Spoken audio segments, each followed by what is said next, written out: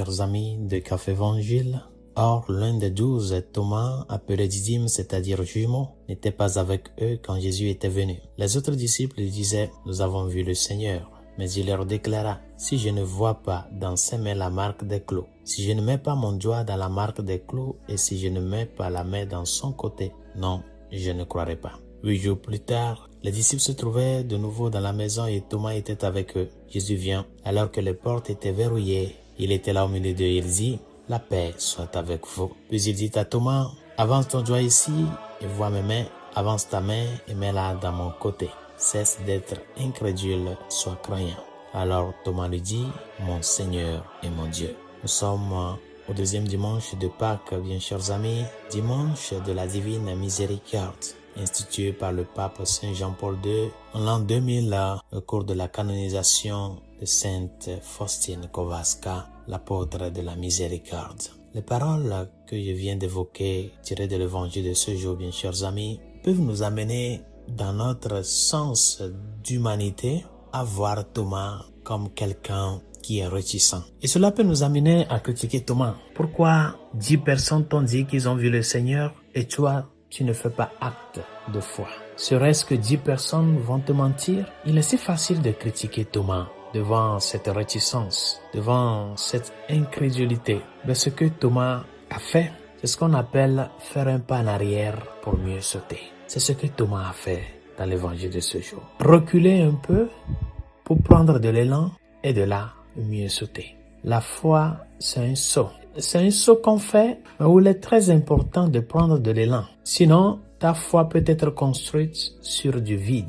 Et la foi chrétienne n'est pas une foi construite sur le vide, mais sur la vérité, sur quelque chose de solide. Thomas nous rappelle dans l'évangile de ce jour que la prudence est une vertu. Et la foi va avec la prudence. Il faut apprendre à être très prudent dans la vie. Thomas était un homme blessé par le départ du Maître. Un homme qui a vu ses aspirations, son espérance engloutie. Un homme qui a beaucoup de questions dans son cœur et dont il ne trouve pas de réponse. Et devant toutes ces incertitudes, on lui annonce un message. Un message qui n'est pas du commun des mortels. Et donc, la réaction de Thomas, chers amis, est une réaction tout à fait normale. Mais cette insistance d'avoir des preuves avant de croire l'a quand même amené à faire ce saut-là de sa confession de foi en Jésus-Christ, mon Seigneur et mon Dieu. Beaucoup sont ceux qui aujourd'hui construisent leur maison, c'est-à-dire leur vie, sur du sable et non sur du roc.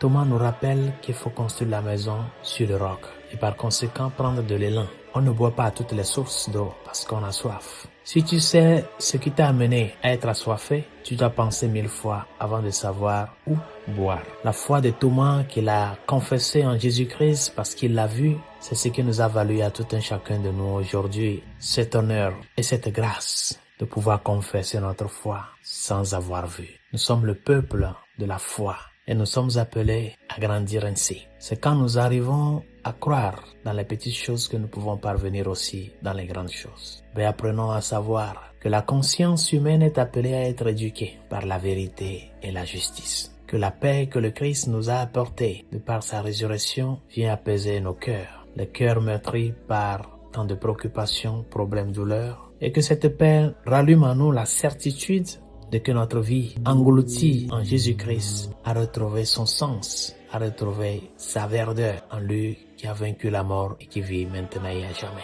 Ne nous laissons pas emporter par les petits problèmes et trahisons que nous avons vécus tout au long de notre vie pour douter de la vérité. Mais surtout que notre désir de grandir dans la vérité nous amène à nous approcher de celui qui vit maintenant et à jamais, afin que lui-même puisse dissiper les ténèbres de nos doutes et nous apporte cette certitude-là de sa présence avec nous, lui qui vit et règne pour le siècle des siècles. Bonne journée, Dieu vous bénisse et que le Seigneur continue de nous manifester sa miséricorde à jamais, parce que sans la miséricorde de Dieu, notre vie n'a aucun sens. Que sa grâce nous y aide.